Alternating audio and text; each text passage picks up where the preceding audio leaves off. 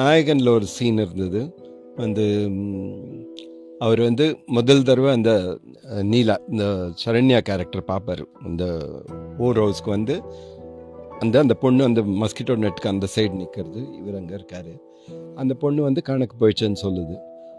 அதுக்கப்புறம் அவரோட ஒன்று ரியாக்ஷன் ஒன்று பண்ணார்.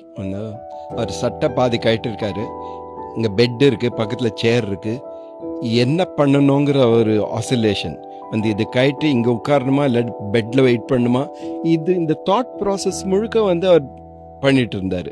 அது பார்த்தா வந்து ஒரு ஒரு ஆக்ஷனில் ஒரு மனுஷனோட மைண்டில் என்ன ஓடுதுங்கிறத புரிய வைக்கிறார்.